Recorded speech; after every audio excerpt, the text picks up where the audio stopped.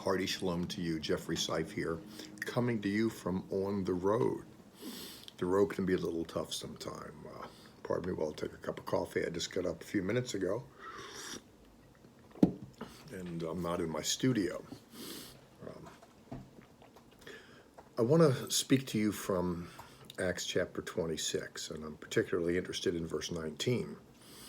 I don't have a hard copy of the Bible with me. I use the app, and I like to increasingly, even though I'm an old guy at 64 almost, I'm learning to use the new technologies. And whereas I'm more personally predisposed to have a hard copy of the TLV on my lap, I'm occasionally venturing out and getting contemporary and using the app. And if you look in chapter 26, Paul is giving an account for his life before Agrippa, and he's sharing something he shared a few times already, or his biographer has done so, that is Luke. Paul's experience where he had an encounter with the Lord on the road that changed his trajectory in life. Now, I'm interested in going to verse 19 in a moment, but at the first, just to recount, Paul shares his experience with his subject. And I think that's extremely important, by the way.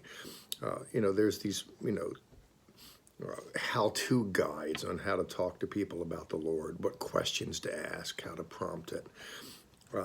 I think the importance of one's just telling their own experience with it all, there's a kind of believability there. It's not canned. And when people talk, there's a verse, let the redeemed of the Lord say so. And Paul spoke of, Christ in you, the hope of glory. That is to say, how do you interface with the story personally? When individuals come from that, when they speak about the subject, there's a kind of authenticity and credibility that wouldn't be there.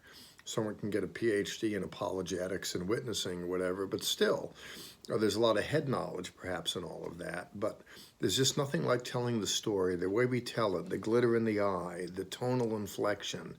It's so uniquely us. And that story bubbles forth time and time again in the book of Acts. And I think it's something that needs to be recovered, by the way, where we need to look, every one of us has a story.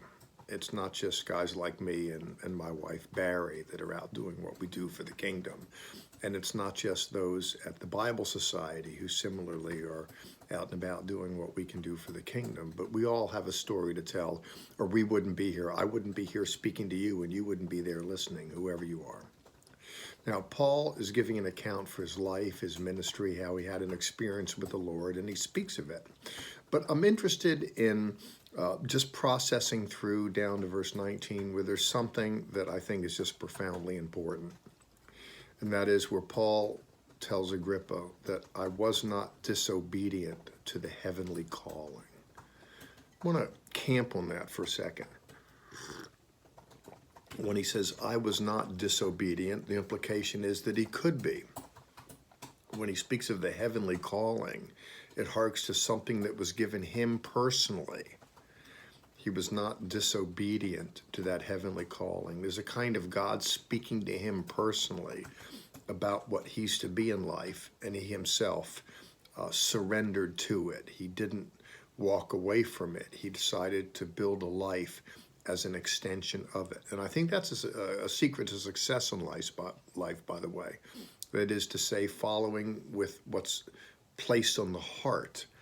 And I don't believe that's just something for apostles in Paul's day. I personally think it's something for all of us, even in our own day. And I think we do well to look in our heart and see, Lord, what have you put in there? The reason why I'm coming to you through this media is because God put something in Danya Greenberg's heart, who didn't assess herself to be qualified to receive the message and to give it. That is, she's of non-Jewish extract.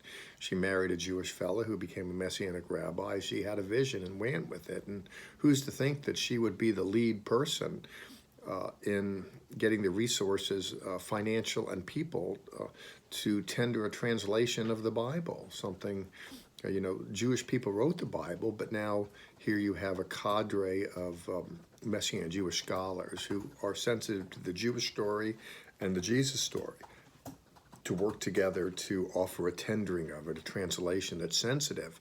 So we can be like Paul, who shares how God had called him from among the Jewish people. Certainly he ministered to the Jewish people, but in the 26th chapter, when he's speaking to Agrippa, he gives voice to the fact that he's called to the Gentiles. And, I believe in the promise to Abraham that through him all the families of the earth will be blessed. And it's not just a Jew thing, it's a you thing. It's not just a me thing, it's a we thing.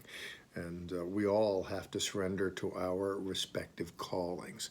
And by the way, I think participating in the gospel adventure is a key to success in life.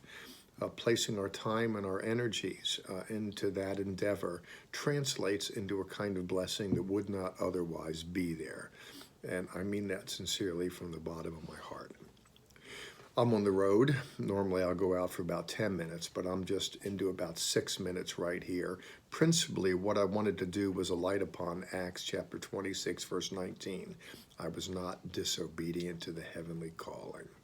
God bless. I'll call you again in a week. Until then, be blessed, my friends, and make sure that you are not disobedient to the heavenly calling.